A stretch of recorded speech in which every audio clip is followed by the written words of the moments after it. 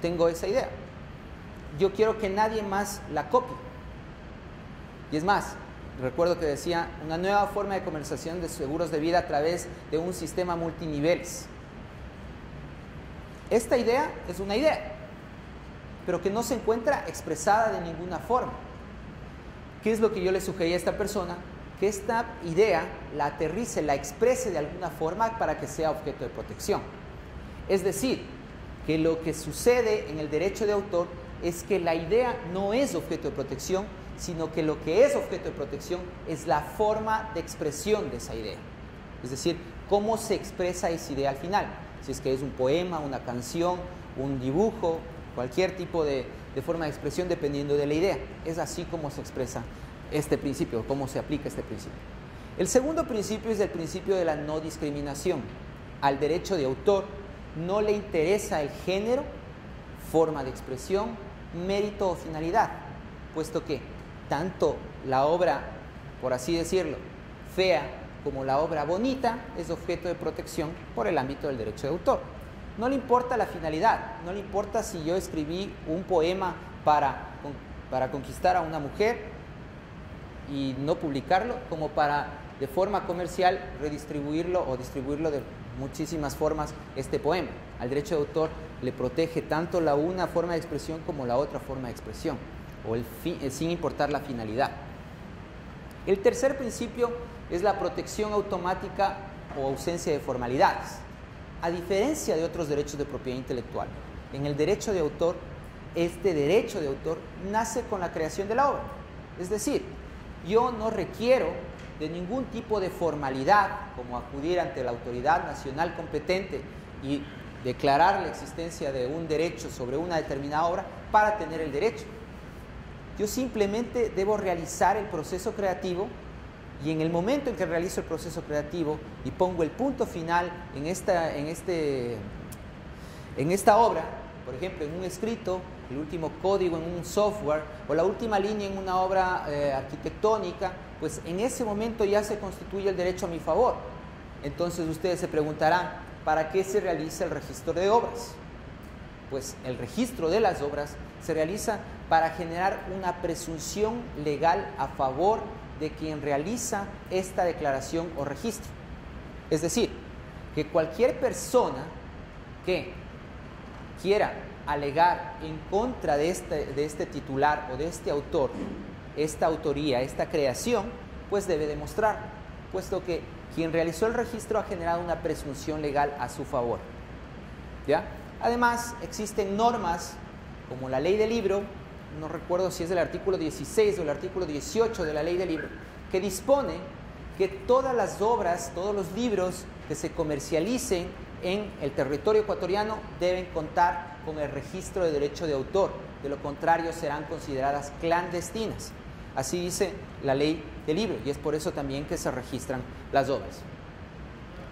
Claro. Esto es diferente, por ejemplo, al caso de yo patentar, digamos, un artefacto, en el cual yo he entendido que necesito realmente primero registrarlo para poder obtener el derecho. Exactamente. Ahí tiene, exactamente, no son cosas idénticas. Si bien forma parte de la materia de la propiedad intelectual, el tema de derecho de patentes o derecho invencional funciona bajo otros criterios diferentes al derecho de autor. En el derecho de autor se evalúa la originalidad de la obra, eso no se evalúa en el derecho invencional, ahí se evalúa la novedad, hecho que no se evalúa o criterio que no se toma en cuenta en el derecho de autor. Y de igual forma, en el tema del registro, el registro en el derecho invencional tiene un carácter declarativo. ¿Qué significa esto? Que cuando tú consigues que la autoridad competente, luego de haber cumplido los requisitos, te entregan un derecho, en ese momento se declara el derecho a tu favor. Mejor dicho, se constituye el derecho a tu favor. En el caso del derecho de autor es un declarativo, tiene un efecto declarativo. Tú declaras, o mejor dicho, la autoridad declara de que existe un registro a tu favor de esta obra. En el caso del derecho invencional, tiene un fin constitutivo o un efecto constitutivo de derechos. De hecho, y es por eso que, por ejemplo, en el tema de derecho invencional se habla mucho, una de las cosas que se evalúan ahí es el hecho de la novedad.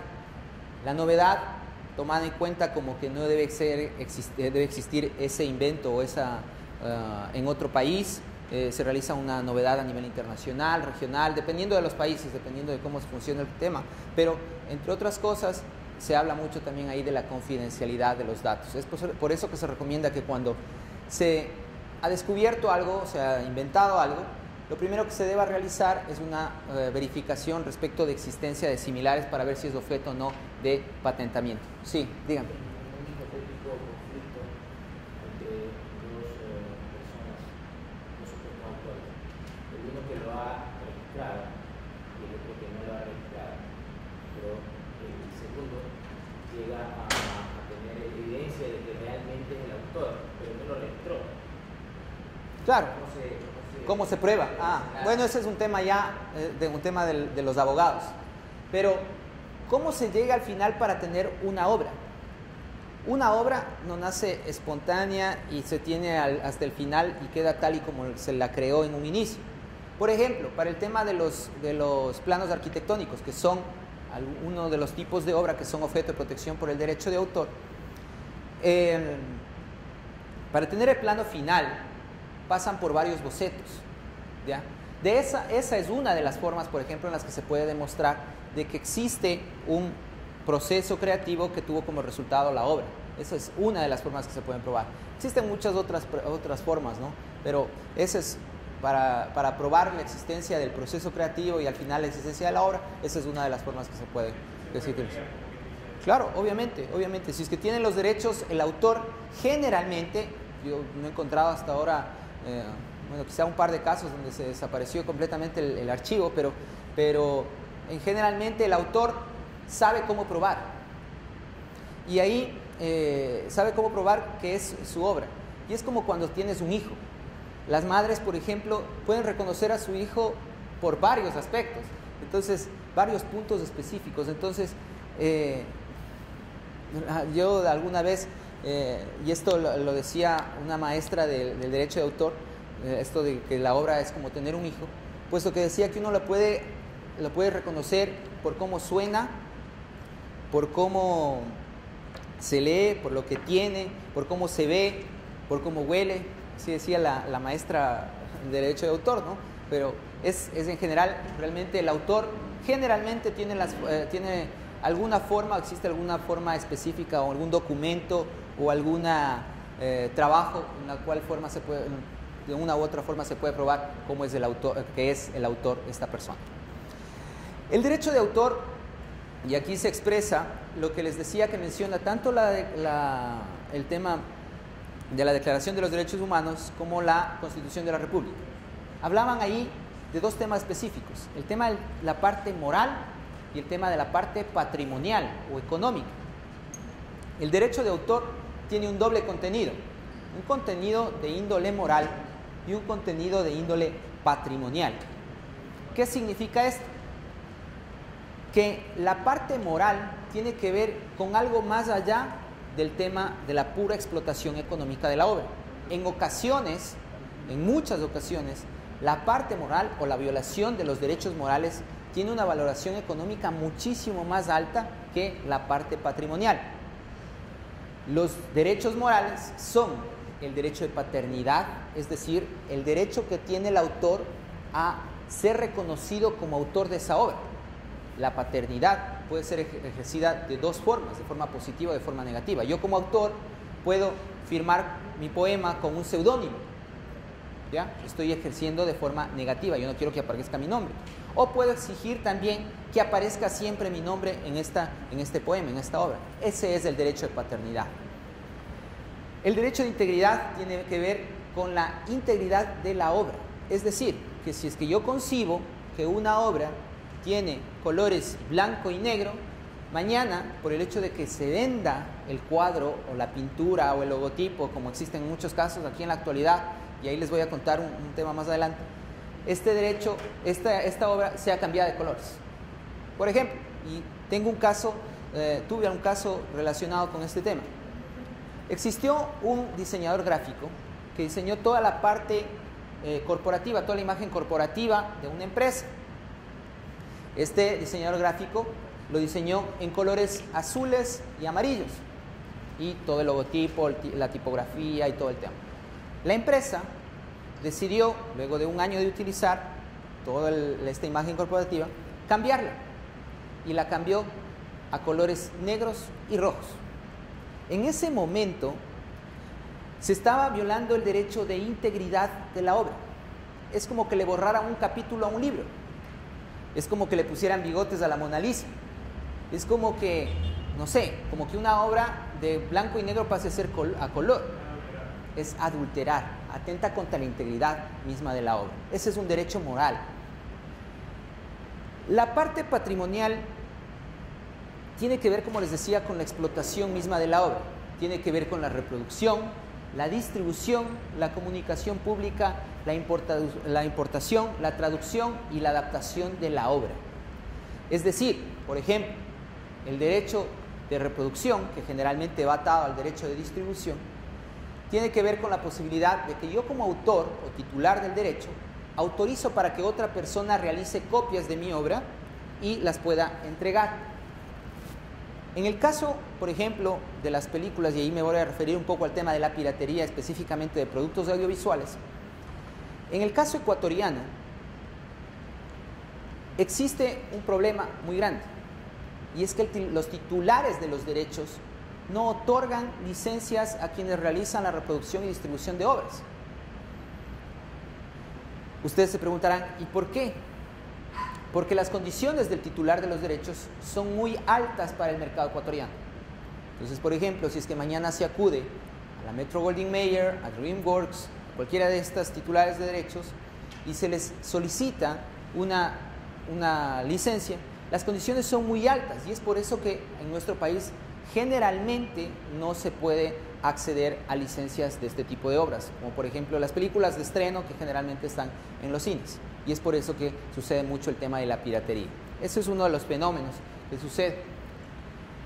La comunicación pública tiene que ver con, o mejor dicho, en contraposición a la comunicación pública está el uso privado de obras. Es decir, que si es que yo compro un CD, el que tiene, no sé, 12 canciones, y las utilizo en mi casa para escucharlas yo, pues eso no es comunicación pública. Es comunicación pública, y así lo dicen los tratados internacionales, la ley, que la comunicación pública es cuando se realiza una comunicación a varias personas de forma inalámbrica o con alambre, por ejemplo, a través de un parlante o a través de no sé, una televisión, de alguna forma. Eso es comunicación pública de obras. Y para eso también se necesita autorización o licencia por parte del titular de los derechos. El derecho de autor, como les decía, tiene un doble contenido. Un contenido de índole patrimonial y un contenido de índole moral. Por ejemplo, y voy a referirme a uno de los casos. En el caso de las obras realizadas en relación de dependencia, por ejemplo, en el caso mío, a mí me contrata el IEPI para que realice determinadas actividades. Entre otras actividades está en un estudio de la realidad actual de la piratería de obras audiovisuales. Ya. En ese momento, yo, en virtud de mis derechos morales, puedo solicitar y de hecho exigir que el IEPI incluya como autor de ese estudio a Santiago Ceballos. Pero el IEPI a mí me paga por realizar esta investigación, ese trabajo, y por lo tanto, la parte patrimonial, los derechos de reproducción, distribución, comunicación pública, le corresponden a quien es el empleador, ¿ya? Ese es uno de los casos de cesión de derechos, de los derechos patrimoniales que suceden generalmente. Ahora, habría que determinar en el caso específico, y es por eso que en el tema de actos y contratos de derecho de autor, en materia específica de derecho de autor, existen requisitos específicos establecidos en la ley. Y es, entre otros, es que sea por escrito, que sea expreso y que sea oneroso. Eso establece la ley de propiedad intelectual respecto de los contratos en materia de derecho de autor. Es decir, que en el contrato, en el documento, debería especificarse quién tiene los derechos morales, mejor dicho, quién tiene los derechos patrimoniales y de qué forma. por qué precio y por qué tiempo y todas las especificaciones necesarias. Eso lo señala la ley de propiedad intelectual. Sobre el tema de las tesis y sobre el tema de los trabajos de investigación, existen muchos casos. Por ejemplo, un caso que conozco un poco de cerca es el tema de la Universidad de las Américas en Quito. El tema de la Universidad de las Américas en Quito, ellos solicitan que todos los estudiantes en la tesis mencionen una cesión de derechos en favor de la universidad. No sé si acá también lo están haciendo. El momento en el que tú estás haciendo una cesión de derechos, estás otorgando la posibilidad de que otra persona pueda utilizar esta obra, ¿ya? Entonces, si es que una tesis es desarrollada de esta forma, pues los derechos patrimoniales le corresponden para quien están cediendo. Si es que existen los requisitos que señalan la ley de propiedad intelectual, pues obviamente que realmente en el tema de los trabajos de investigación y las tesis son realmente una complicación. Solamente una puntualización y voy a eso. Como les decía, para que exista una cesión de derechos, de los derechos patrimoniales, puesto que, y esto es algo que lo debo mencionar, aunque lo iba a decir un poco más adelante, los derechos morales y los derechos patrimoniales tienen determinadas características. Los derechos morales son inalienables, intransferibles, inembargables e imprescriptibles. Es decir, que los derechos morales siempre van a estar vigentes, ¿ya? Los derechos morales no son objeto de ningún tipo de gravamen, entre otras características. Los derechos patrimoniales son susceptibles de cesión, son susceptibles de gravamen, a diferencia de los derechos morales. Entonces, en el momento en el que se realiza una cesión de derechos, lo que se está cediendo es los derechos patrimoniales, es decir, la posibilidad de reproducir, distribuir, comunicar públicamente una obra, entre otras actividades de explotación, ¿ya? No se están cediendo los derechos de paternidad e integridad, que son básicamente los que están presentes en nuestra legislación. Díganme, por favor. Sí, bueno, quería hablar un poquito del caso de Sport sobre el tema de la accesibilidad. Nosotros sí hacemos firmar una sesión de derechos a los estudiantes y tiene sus pros y sus contras. Sus contras es de que en un momento los estudiantes infringen el derecho a propiedad intelectual de otros autores, y ya tenemos varios casos de eso. La Sport es la que asume la parte legal, la representación y prácticamente el título que lo hemos vivido con otras universidades por fuera. En el nuevo reglamento de propiedad intelectual que se aprobó el mes pasado, se pone un limitante de 3 años, de que si en 3 años no se hace alguna explotación de la propiedad intelectual, ya sea de profesor o estudiantes, ellos tienen el derecho de pedir a la universidad para que puedan hacer su comercialización por independiente. Entonces ya no es interno, hay una limitante de 3 años.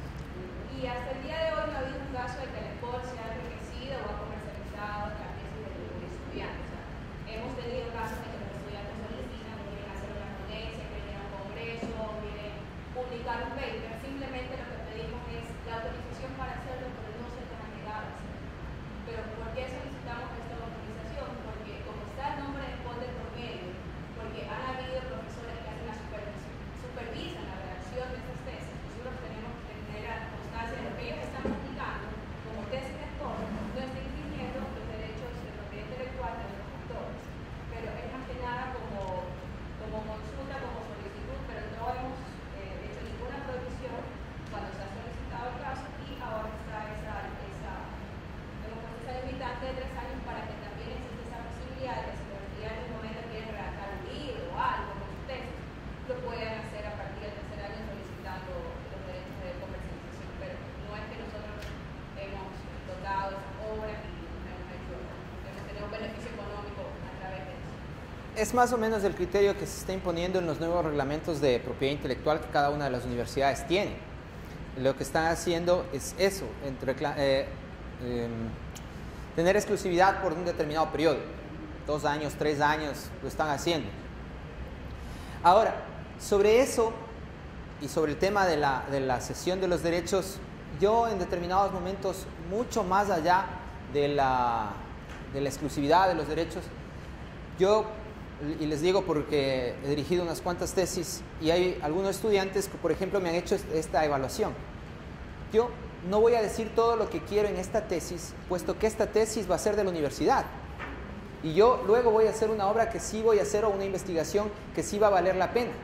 Entonces, en ese momento, hasta esa investigación y la universidad, o sea, esta investigación pierde sentido un poco, puesto que no se está logrando lo que realmente busca un trabajo de investigación o una tesis, que es tener un trabajo de calidad. Y eso genera muchísimo, yo creo que en determinado momento incluso pérdida de calidad en la investigación.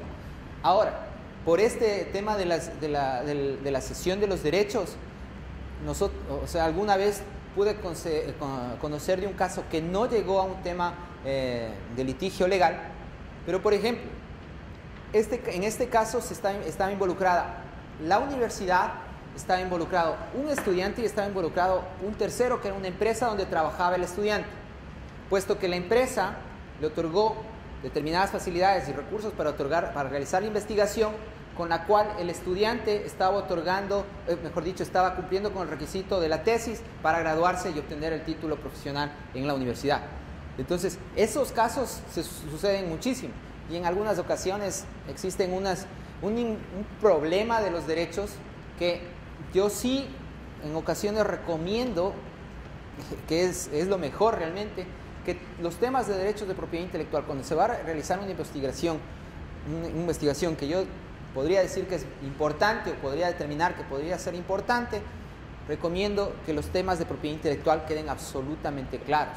Temas de derecho de autor, temas de patentes, incluso de signos distintivos, porque en una tesis, en un trabajo de investigación, pueden estar involucrados temas de derecho de autor, temas de patentes o invención o derecho de invencional y temas de signos distintivos también, aparte como de, por ejemplo, información confidencial, que puede ser accedida por parte de los estudiantes. Dígame. Mire, hasta por prestigio de una institución académica y eso se lo pide la responsabilidad de esa autoría que se hace en una investigación. Aquello, con medidas disculpa de discrepar, una hora, un minuto que se pida sesión de derecho es ilegal y ahora más que nunca anticonstitucional. Porque esa persona, ese autor, ¿qué es lo que hace? Asumir la responsabilidad. Inclusive diría que es hasta dañino para la universidad tener un periodo de un día, de 2 días, de 3 años frente a una posible falsificación. ¿No es cierto? Entonces, si asume el estudiante su responsabilidad, está precisamente haciendo a un lado a la universidad. No le involucra en el supuesto caso de que se está en conflicto.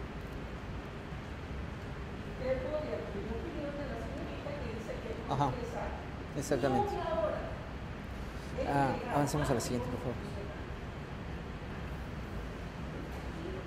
Bueno, sí. Ajá. Original, dice una empresa que me pagó por hacer queso para ellos y cuando yo sabía nada de la declaración fundamentada que había que hacer hasta que yo empecé a redactar la tesis total. Me parece muy chévere lo que me dice que ahora son 3 años para el colectivo y siempre me he preguntado que por qué no patentaba ese diseño, porque era efectivamente algo original y que podría ser comercializado. Pero no sé si por ahí estando aquí yo tengo derecho a patentar eso. Bueno, el tema de patentar y el término patentar no es el adecuado para referirse al tema, puesto que en el tema de derecho de autor lo que se realiza es un registro de obras. Ya, el tema de patentes tiene que ver con el tema del derecho invencional, con invenciones, ¿ya? Y las marcas, de igual forma que en el derecho de autor, se registran, no se patentan las marcas. El término patentar, como les decía, es un término que se utiliza para el tema de las invenciones. Habría que determinar si es que la creación que había realizado cumple con los requisitos de patentamiento, que son novedad, altura inventiva, aplicabilidad industrial, pues para que sean objeto de o no de patentamiento. Habría que verificar, determinar si es que esta máquina, este aparato, no se encuentra en lo que se denomina el estado de la técnica, que es un tema que se analiza en el ámbito del derecho invencional para poder verificar si es que es o no objeto de patentamiento.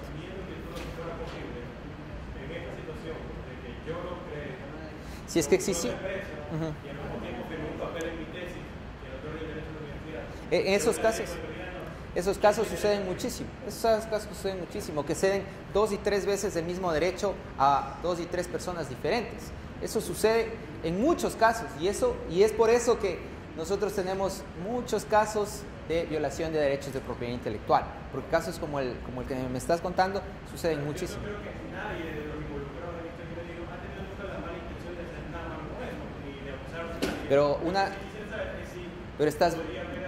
Pero el momento en el que estás cediendo 2 veces derechos sobre una misma creación, independientemente de la regulación de la universidad o cualquier cosa, pues no se puede hacer. O sea, tú no puedes ceder. Ah, bueno. Claro. No, pero si es que existió un contrato, también existió una cesión de derechos. Dígame, por favor.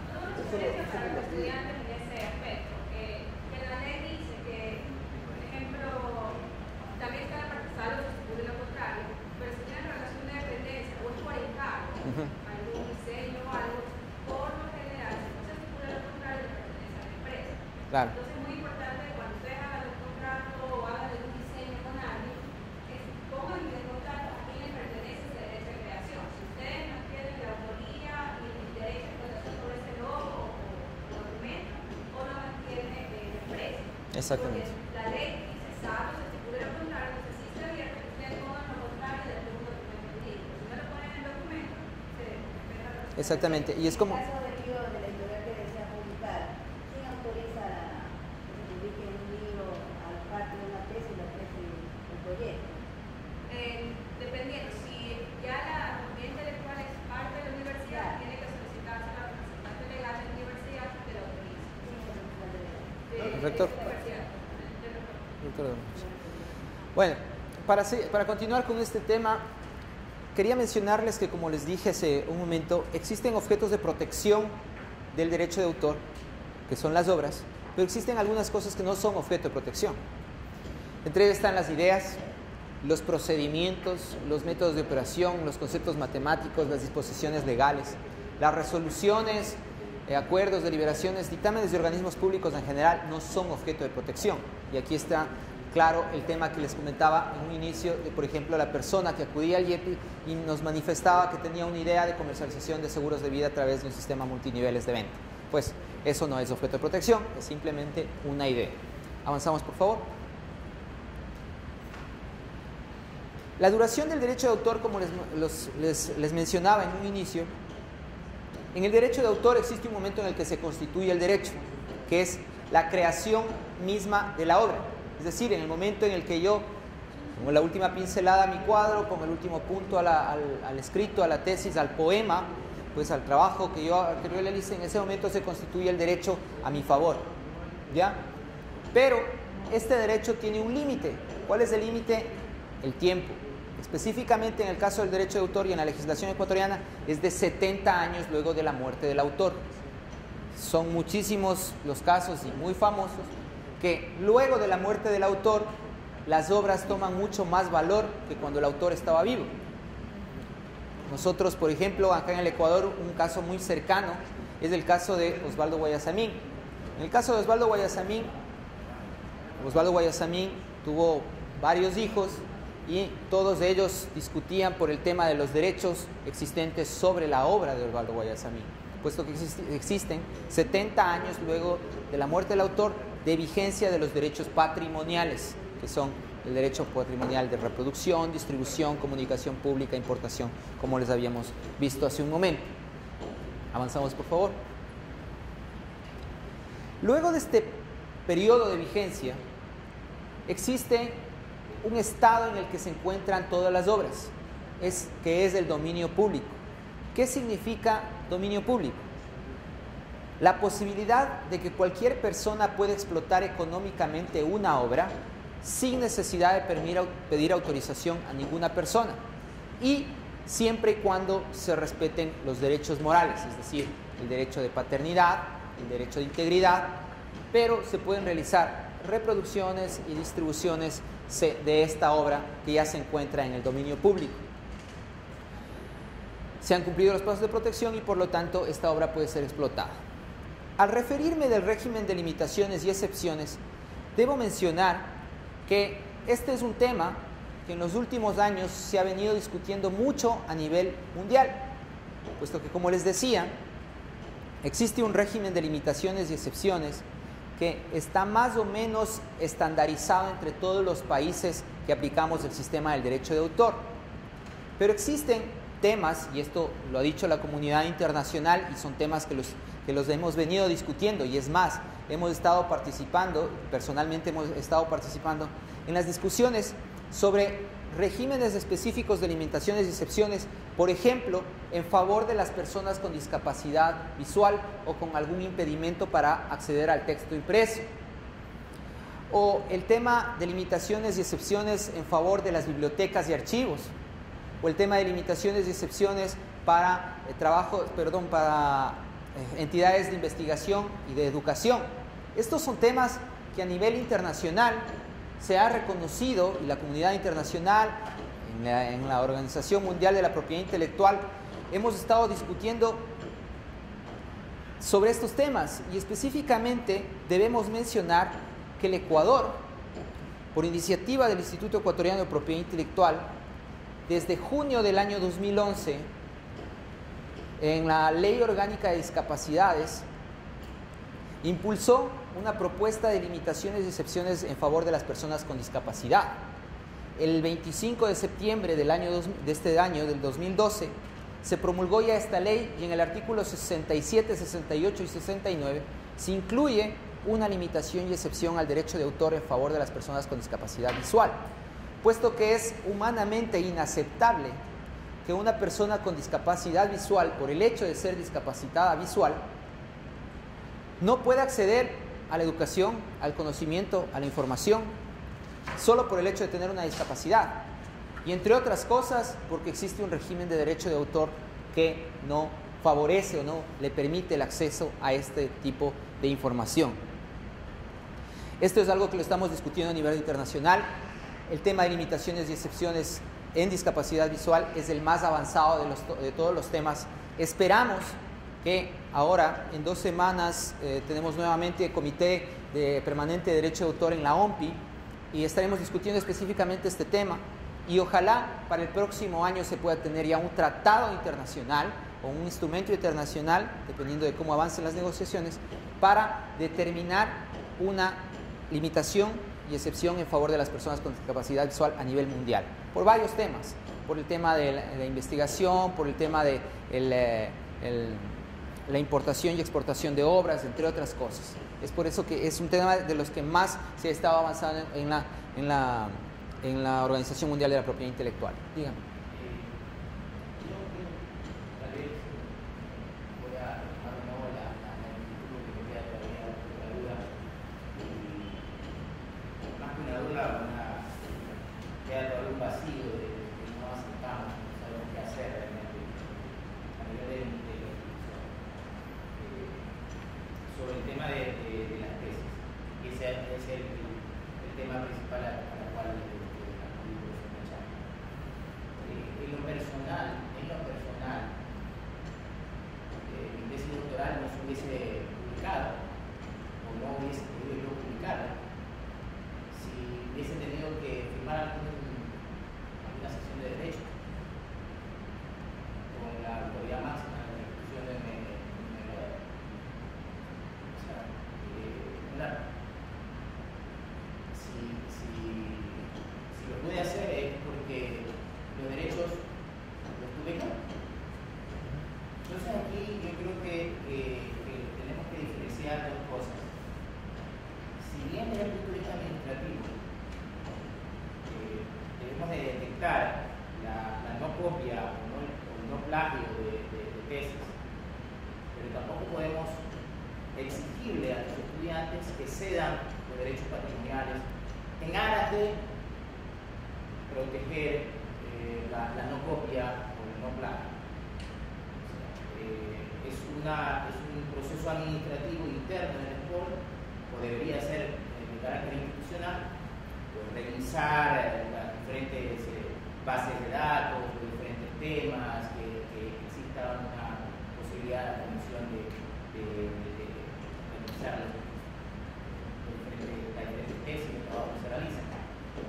Pero no necesariamente a través de la cesión de ese derecho está protegiendo el supuesto de que se cometa algún plagio y alguna contradicción con el derecho de autor de otro autor.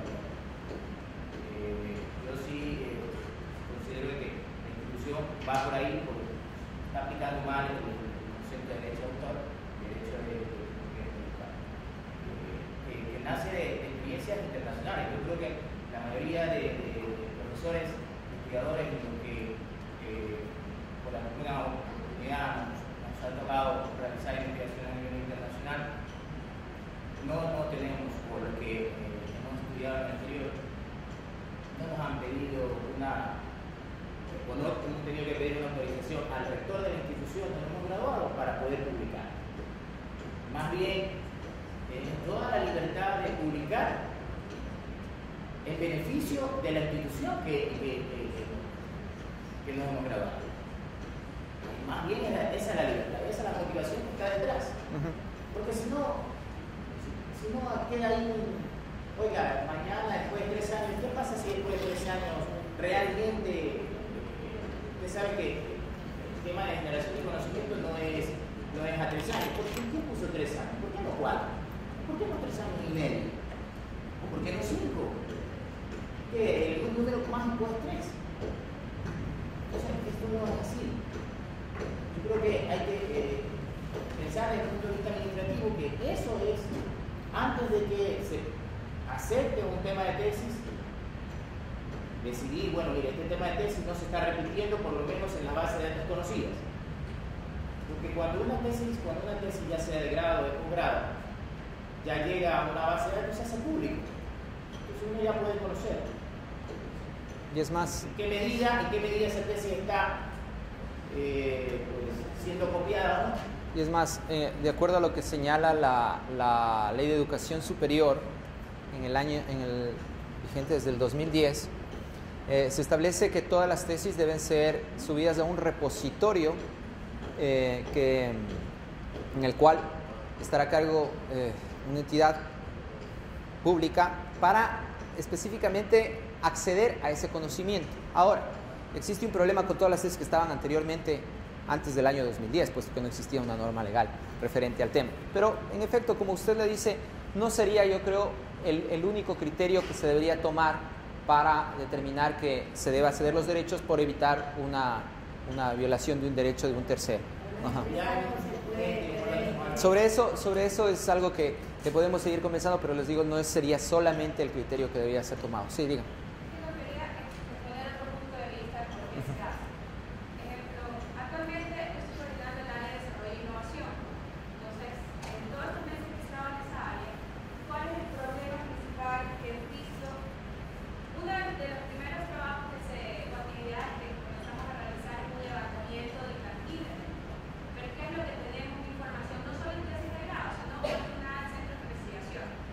Entonces, automáticamente comenzaron a llegar solicitudes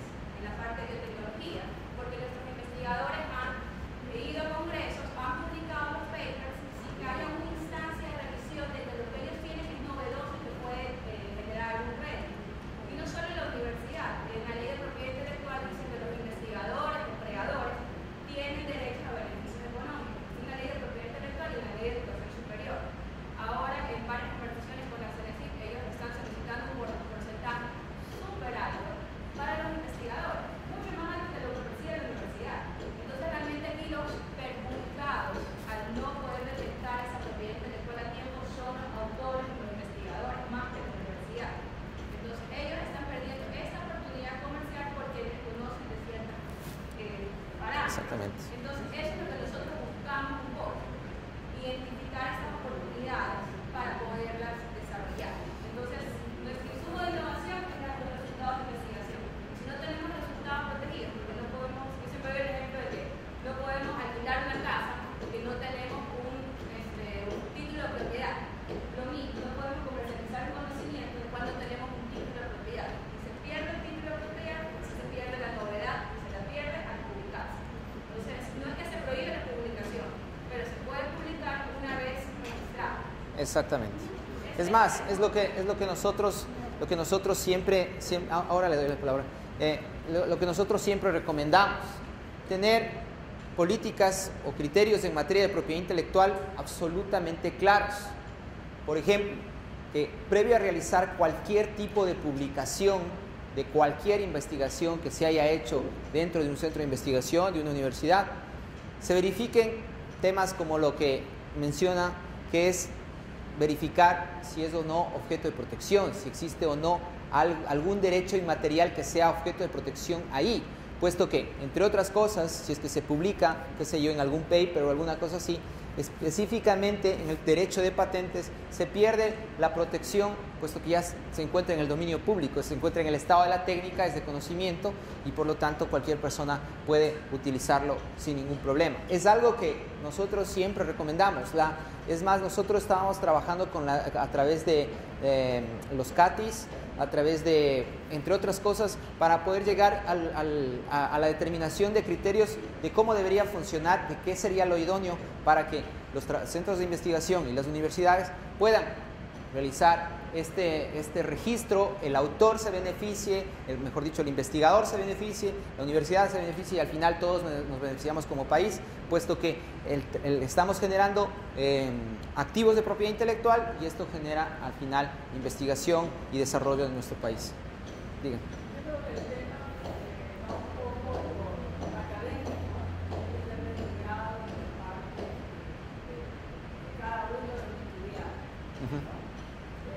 Cualquier universidad tiene fama por lo exitosos que son sus estudiantes a posteriori. Es lo que avaliza la universidad. No necesariamente determinados trabajos que la persona realiza. O sea, el hecho de que la universidad no sea dueña de la mayoría, o sea, del derecho patrimonial, no quiere decir que no va a tener un puntaje mejor si tiene mejores publicaciones, graduados, mejores eventos, lamentables, etc. Yo creo que no es necesario para la universidad una sesión de derecho patrimonial, cuando en realidad, igualmente en el ámbito académico, es corresponsable con una persona que de pronto hace un plan. Yo conocí, por ejemplo, el caso de una académica de historia de Sevilla, que no se vio planteada en una de las plantas de aquí de Escobar. Ella formando una carta de la doctorado muy conforme porque había sido prácticamente copiada, sin siquiera darle los créditos a ella. Eso permite la responsabilidad de que la universidad tenga que defenderse, que quede mal el profesional. La universidad tiene que hacer, pero sí deja mucho de prever quién hizo el seguimiento a eso que es. La dirección de tesis no es cualquier cosa, no es una cosa que yo la veo rapidito y entonces ya después no se me la de tesis. Esa persona que dirigió la tesis, que ese estudiante, que será un mujer, tiene la corresponsabilidad que no puede ser dirección de tesis en el futuro. Si quiere, o sea, la universidad tiene que seguir rendición de cuentas a sus catedráticos, a sus alumnos, pero no tiene por qué ser responsable de que si hubo una persona en su vida profesional como copió más o hace las cosas que no debe hacer. Hasta ese punto no llega. El resto de la universidad debe tener altos estándares en el aspecto académico para las personas que pasan por sus grados. Sí. Todo lo que se habla de defensa o de cosas que deberíamos saber todos, esto debería ser dado en el ámbito académico. En el ámbito académico, como este es los talleres, decir, bueno, hay un taller que la gente sepa cómo se patentan las cosas,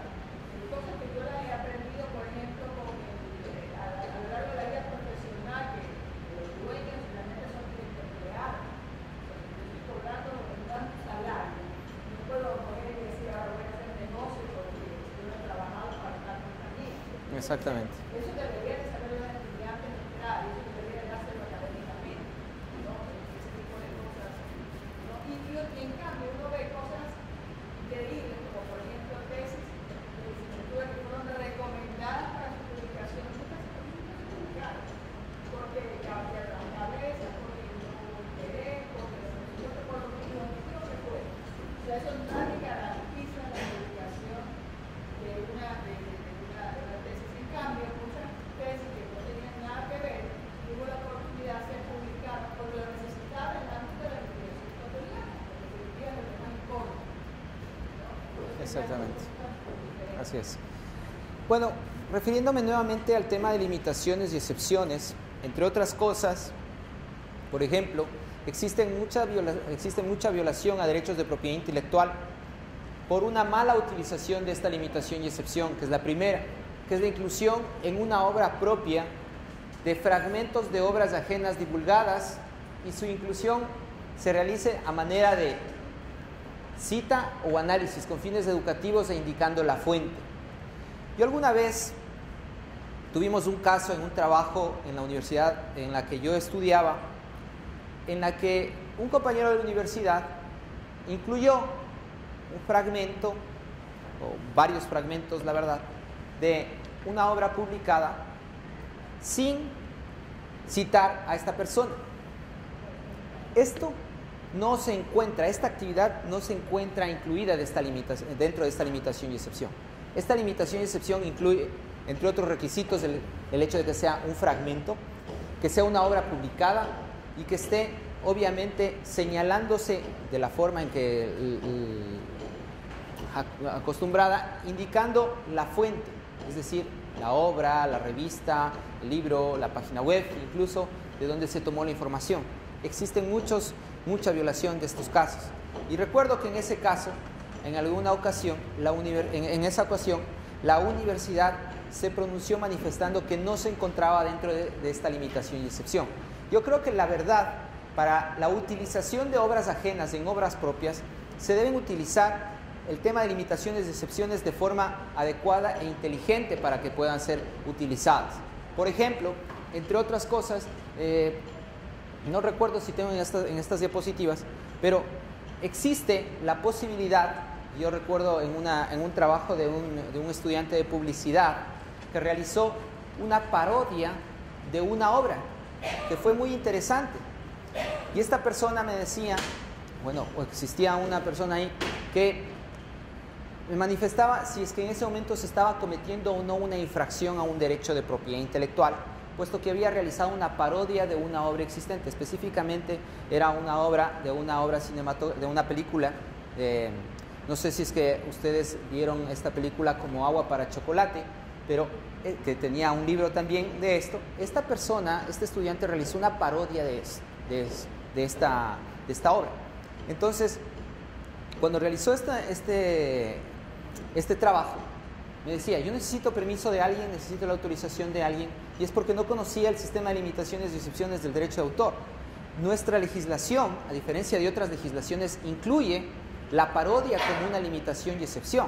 Entonces, ahí yo creo que el tema está por la difusión y utilización de forma adecuada del tema de limitaciones y excepciones para poder utilizar obras ajenas en obras propias, y es por eso que se incluye esto. Voy a terminar para terminar con el tema de las preguntas. Ya me parece que quedan unas cuantas diapositivas. Avanzamos, por favor.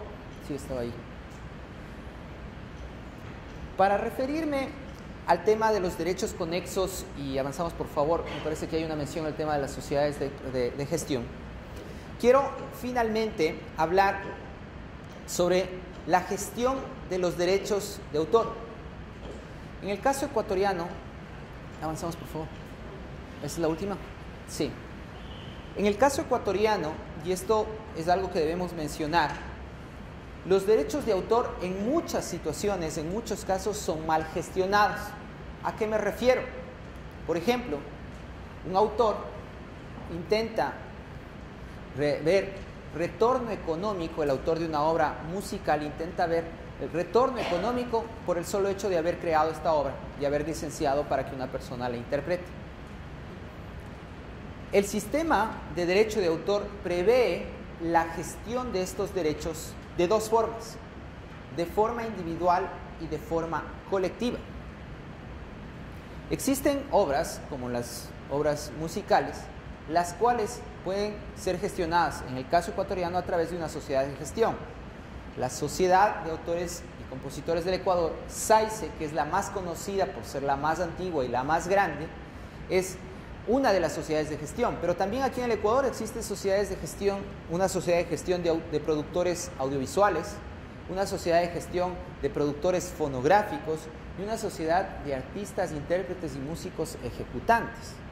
Entonces, en muchas ocasiones, y es uno de los casos que nosotros tenemos, particularidades que debemos mencionar, por ejemplo, ¿qué derechos debe pagar un local, se me ocurre un restaurante, en el que se comunican públicamente obras a través de una televisión, de un parlante? En ese momento existe una explotación de derechos, de obras, que deben ser reconocidos en favor de los titulares, productor fonográfico, artista, intérprete, ejecutante, y obviamente el derecho de autor, o del autor, o compositor.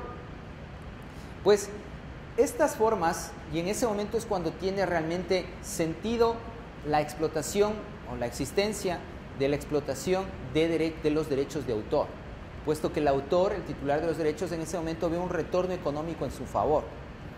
Sería poco práctico que el autor vaya de sitio en sitio pidiendo a cada usuario de sus obras que se les reconozca el correspondiente derecho de autor por la correspondiente regalía y se les otorgue una autorización. Es por eso que las sociedades de gestión otorgan licencias de carácter general sobre todo el repertorio que forma parte de su sociedad de gestión o que ellos administran para poder realizar esta utilización de estas obras. Por ejemplo, en el caso de SAICE, otorga la autorización existente por el 95% del repertorio existente a nivel mundial. Es decir, que existen muy pocas obras que no son representadas por SAICE acá en el Ecuador. Creo que hemos hablado un poco de manera... Hay temas que quisiera haber podido profundizar un poco más, pero en todo caso, lo que me interesa es que este tipo de charlas, este tipo de conferencias generen inquietud, para que todos ustedes comiencen a interesarse más en el tema del derecho de autor, en el tema de la propiedad intelectual. Les invito a que cualquier consulta que ustedes tengan, nos las envíen, nos las hagan llegar vía correo, a mi correo personal, al correo institucional de información, que es info@yepi.gov.es, a que nos vean en las redes sociales, en Facebook, en Twitter. Siempre tenemos información del tema de capacitación, el tema de formularios, incluso visiten la página web del YEPI, existen videos interactivos que son muy importantes, muy informativos, muy didácticos, que les puede interesar mucho para que ustedes puedan mirar el tema de la propiedad intelectual.